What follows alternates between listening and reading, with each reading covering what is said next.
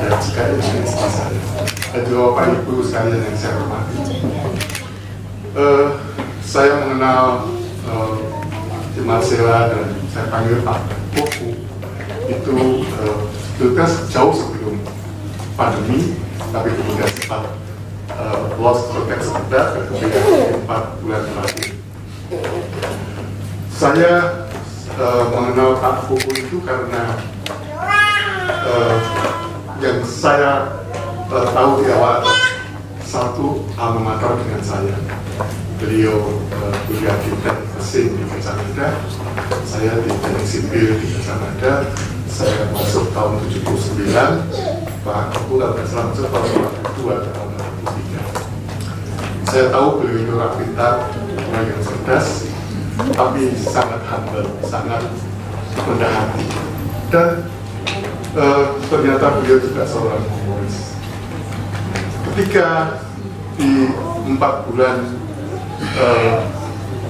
terakhir bertemu dengan kami setiap Kamis dan dengan persekutuan di rumah,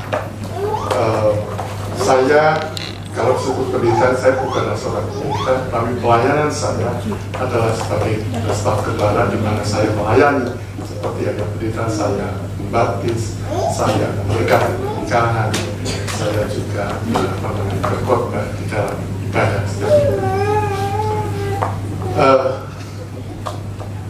Saya sangat terkesan dengan Pak Koko dan Bu Marcella masa-masa ketika beliau 4 bulan terakhir, karena yang saya ingat persis di mungkin minggu terakhir sebelum beliau masuk ke rumah sakit CIA, saya mengatakan Pak Koko ini pada waktu mengajar dulu kayaknya galak ini, dan kalau katakan ya saya galak, tapi CC galak dari saya,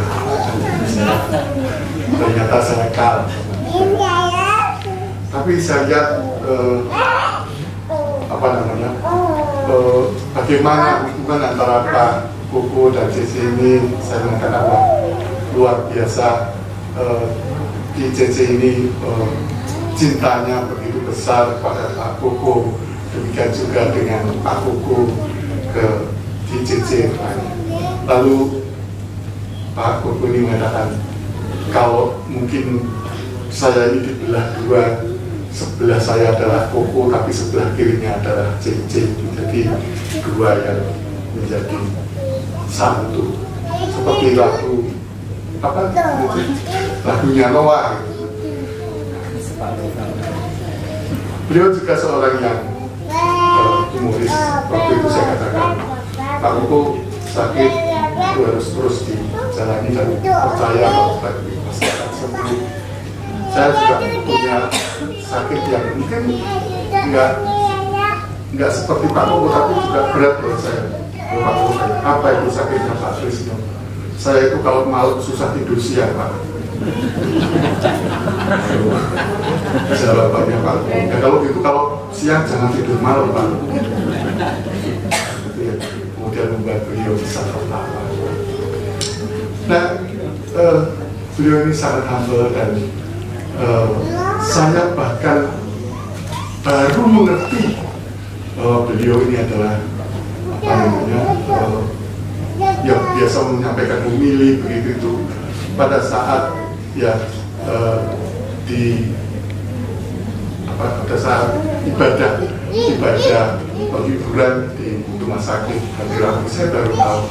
Jadi selama ini kalau saya menyampaikan firman Tuhan, saya share firman Tuhan, saya rupanya mengorbankan seorang sahabiwati. Ini yang jadi apa namanya hal yang cukup mengagetkan buat saya. Selama ini saya nggak ngerti, tapi rupanya hikmatnya adalah kemudian saya mengatakan coba kalau dari dulu tahu, itu saya juga malah agak ya mungkin malah jadi kedel gitu.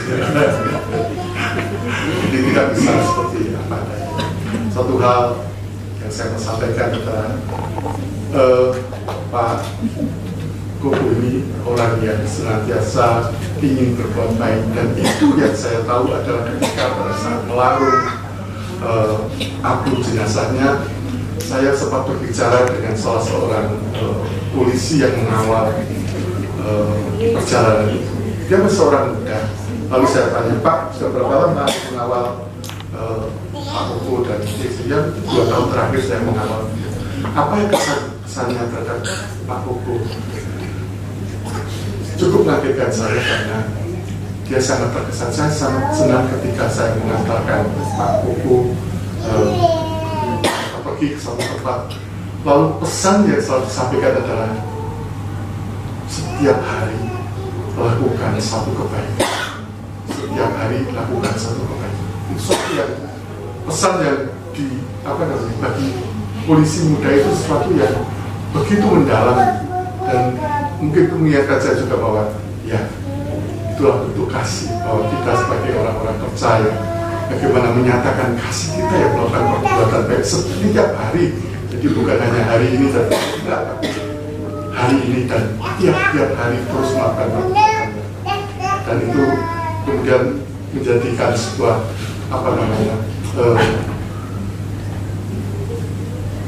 ingatan juga buat saya harus juga bisa melakukan hal yang sama setiap hari, satu hal yang kecil yang bisa baik buat orang lain, karena bagaimanapun juga kita hidup diberkati Tuhan, bukan hanya untuk kita, tapi kita juga harus jadi berkat bagi banyak orang. Terima kasih buat ICC dan juga Pak Koko yang sudah mempercayakan bagaimana kami bisa bersama-sama untuk saling menguatkan, baik di dalam kondisi yang masih sehat maupun ketika dalam keadaan sakit. Kami bersama-sama terus mengatakan bahwa di dalam Tuhan tidak ada yang mustahil. Tapi ternyata ketika Tuhan memberikan jawaban atas doa untuk kesembuhan Pak Koko adalah kesembuhan yang abadi. Jawaban atas doa kita bisa jadi ketika kita berdoa minta kesembuhan adalah ya Tuhan berikan kesembuhan secara jasmani, secara fisik, tapi pada waktunya akan sakit lagi dan juga akan mati. Yang kedua adalah kesehatan yang mungkin tidak bisa lagi sakit, yaitu ketika kita dipanggil kembali. Tidak ada lagi sakit, tidak ada lagi suka, ada sukacita, karena ketika kita kembali ke kekuatan surga, itulah waktunya kita menikmati keindahan surga, sukacita surga. Tidak ada lagi sakit, tidak ada lagi penderitaan, dan itulah yang sekarang saya percaya itu yang dialami oleh Koko hari ini. Tidak lagi merasakan sakit, karena sakitnya sudah sembuh, dan sembuh adalah kesembuhan abadi yang sudah diterima. Terima kasih, Tuhan Yesus memberkati.